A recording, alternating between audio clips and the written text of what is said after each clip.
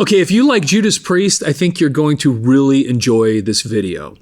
What I did is I went back to 1982 and I found 3 different reviews on the album Screaming for Vengeance. And for me personally, I really, really love that album. As a matter of fact, I knowing I was going to do this video, I busted out my own copy of Screaming for Vengeance. I was originally introduced to this when I did one of those Columbia tape things. I don't know if you remember this, but you'd send in a penny and you'd get 10 records or 10 tapes. Well, at the time I was getting cassette tapes, and I got this Screaming for Vengeance as one of the cassette tapes. And I remember I put that thing in. I was only, what would I have been, 13 years old. I was a kid. And I was just kind of learning about heavy metal and hard rock and learning what I liked. And I played Screaming for Vengeance. I put that tape in and I was hooked. I thought it was one of the greatest. I mean, I was an adolescent boy, but I mean, for whatever reason, every single song on that thing resonated with me. And I wonder, I go back to it now as an adult, an old man, and I still love it. And I wonder, do I love it because of the nostalgia, or do I love it because it was actually really good? And I don't know that I have the ability to differentiate at this point in my life what it was that if it really, really was spectacular. Hey, hold on for just a second. We'll get right back to the video. But if you like this stuff, please like the video, subscribe to the channel, leave any comments. We'd love to hear from you, and we really, really appreciate it. Anyway, with that, back to the video. Or if it was just the fact that because I go back to a lot of things these days and listen to them, the stuff that I liked back then, and go, wow, that was terrible. But this is not one of them. This, I go back there and I go, yeah, I really still like that music a lot. So what I did, because I'm kind of curious about this, is I went back to 1982 and I found 3 different reviews from people that were music reviewers back then, talking about the album Screaming for Vengeance. And they're all pretty short. The first one is a very positive review, and the other 2 are very short, and they're not really all that positive, and they're almost kind of comical in the negativity toward the album. And so I wanted to share this with you because Judas Priest, if you're a fan and if you know much about them, you realize that by the time they got to Screaming for Vengeance, they'd been around for a while. I mean, they'd been trying to establish themselves for a long, long time. And they'd made some pretty radical, pretty serious changes. I mean, if you went back to the early days of Judas Priest, I'm talking about Sad Wings of Destiny, which I think was their second album. I mean, I think they still play songs off that album, like Victim of Changes, The Ripper, which are 2 just incredible songs. But by the time they got to Scream for Vengeance, they weren't the same band. I mean, they'd changed a lot. And the first time I heard The Ripper was on Unleashed in the East, and they'd kind of sped it up, and the song had morphed a little bit by the time they'd put it on there. So they were kind of a different band. They'd been finding their way, and Scream for Vengeance was. I've talked to a lot of people about this, and it was kind of the first of a trilogy almost. So you had Scream for Vengeance, Defenders of the Faith, and then Turbo. They had, of course, this one, Scream for Vengeance and Defenders of the Faith, had that very similar artwork, and Turbo had kind of similar artwork. And I loved Scream for Vengeance. Defenders of the Faith was a tour I saw them on after, and that was almost as good as Scream for Vengeance, but not quite. And then Turbo, they started losing me. But I still, even though a lot of hardcore Priest fans hate that album and especially hate the song, I really liked and still like the song Turbo. But I don't know that I tried listening to the album and it just didn't really do anything for me other than that. And then of course they moved on, put a live album out, and then all stuff after that, all kinds of changes and things and lineup changes and whatever. Anyway, so I go back now and I'm thinking Scream for Vengeance. This started out that trilogy. This was right after, so British Steel, which a lot of people think was their touchstone. To me, I liked British Steel, but this was to me, Scream for Vengeance was their pinnacle of greatness, which is also kind of interesting. I'll get to the thing, but it's also kind of interesting when you consider British Steel was such a monumental album for them. And then for them to have the next album, Point of Entry, which they kind of started, in some ways were losing their way, to then recover again and put out what I think is their best album. Instead of just continually going downhill from there, they actually shot back up and put Scream for Vengeance out, which, like I said, to me is their best. Okay, but anyway, listening to the critics, this is fascinating to me now. Here, whatever, some 40 some odd years, almost 50 years, what would it be? Yeah, 40 plus years later, looking back at what was being said about this stuff when it came out. Okay, so this is from the Pittsburgh Press, Sunday, August 15th, 1982, page 101. Screaming for Vengeance. Judas Priest offers hot rock with a few twists. And you can maybe right off the bat know that this guy knows a little bit about Judas Priest because he throws in the hot rock, which is a reference to a song in Point of Entry, which is the album right before this one. So, by Pete Bishop. From an unknown land and through distant skies came a winged warrior. Nothing remained sacred. No one was safe from the hellion as it uttered its battle cry, screaming for vengeance, which of course is right there. He's writing what's on the back of the album.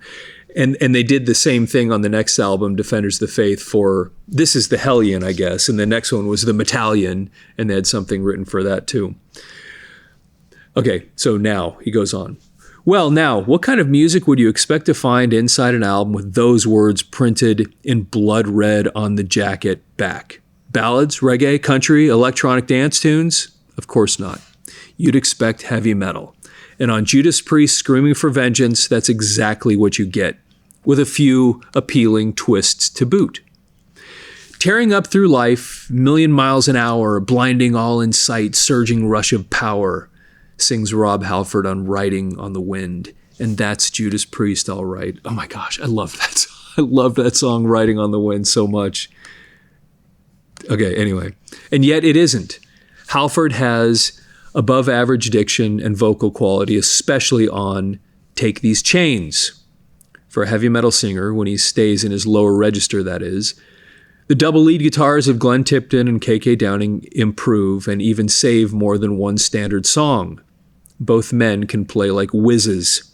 Okay, down to the cuts themselves. Electric Eye, the best overall number, expounds on the red letter preface from the jacket, although exactly what the Hellion is or why he, she, it is hacked off enough to be seeking retribution is never clarified. And by the way, that song, Electric Eye, is, I still, like I said, I love that song. It's when Judas Priest adds those twists, however, that the results may appeal to more people than just heavy metal fans. Take These Chains starts easier and stays a touch or two that way. Ditto Fever, a physical love song. Anyone who's ever fallen in love has felt this way. But it's on You've Got Another Thing Coming, which is much like Chains, that Halford sings, stand tall, I'm young and kind of proud. I'm on top as long as the music's loud. Judas Priest isn't on top yet, but the quintet from Birmingham, England is moving ever closer. And the fact that they're far more musical than other bands of their ilk while retaining what Halford calls a raw, primitive, basic human requirement could get them there sooner. Okay, so that's review number one. And again, fairly positive. The guy clearly likes Judas Priest and likes the album. And then now I'm going to read these other two to you. See, and it's possible you may agree with these, and it'd be interesting to hear what you have to say about this. Do you agree with what the critics say, or do you? And which of these critics do you agree with? Because I know there's a lot of people that look back at British Steel, and that's the one. And you even go earlier than that, like Sad Wings of Destiny, and you go, that's the real Judas Priest. That's the good stuff. So anyway, I'd be curious to hear your thoughts on this stuff. Okay, next one. This is from the Detroit Free Press, Sunday, October 10th, 1982, page 65. And it starts out, Priest's latest shows a warped view. Screaming for vengeance. Judas Priest. All right. Let's get the predictable line out of the way. This thing does leave you screaming for mercy, or at least for somebody to turn it off. Actually, Judas Priest pretty much blows it in the press release accompanying Screaming for Vengeance. Talking about the band's home in Birmingham, England, it says, like its sister city outside Detroit, Birmingham bred its share of tough young bashers. We're talking about more than a bit of artistic confusion here. These guys have delusions. Maybe, or perhaps obviously, the Priest's view of the world is that warped, and that's why we get stuff like Electric Eye, Devil's Child, and the title track. This may be the band to expose anyone asking about 80s heavy metal, but they lack Deep Purple's flair for melody and the humor of the MC5, both of which are cited as influences. Even the best stuff on Scream for Vengeance is derivative. The Hellion, a 41-second instrumental that opens the album, takes a guitar line straight from Queen, and the bass hook line of Foreigner's Hot Blooded is what makes You've Got Another Thing Coming listenable. That's the end of that one.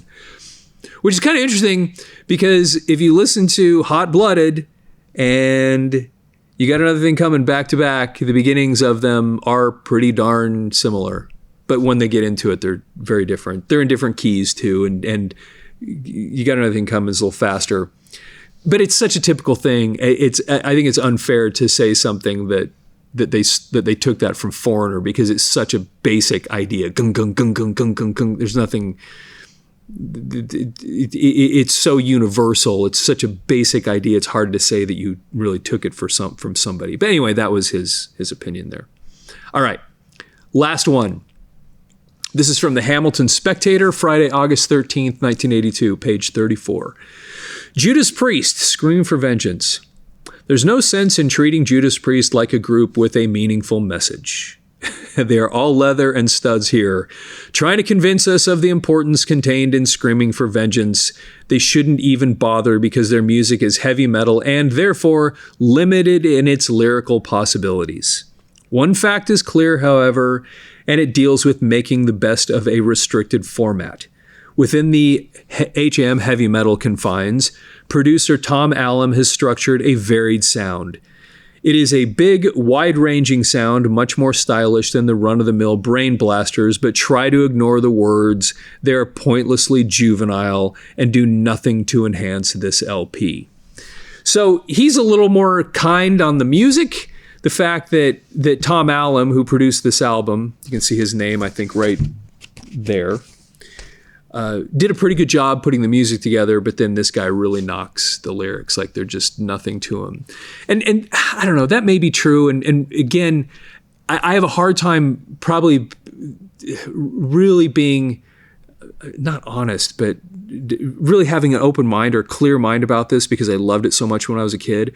But man, I love the lyrics in Electric Eye. Up here in space, looking down on you. Oh my gosh, I love that song and the concept behind it. The way they crafted this whole story, or the lyrics about the world of cameras looking at you, and it almost seems more to resonate even more today than it would have back then. Okay, doesn't matter.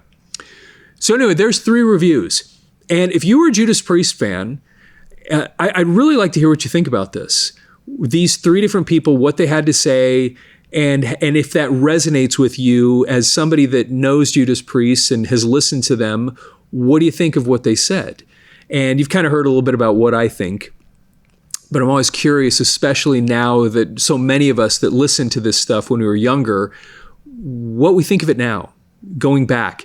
For me, this is one record where I can go back and go, man, I still like it. Where there's so many others from the 80s that I go back and I go, I can't believe I enjoyed that at the time. It was so bad now looking back. But this one, to me, still kind of stands up and I still like it. Anyway, I'd love to get your feedback on that. Of course, hey, like, subscribe to the channel, and leave any comments. And with that, of course, have a fantastic day.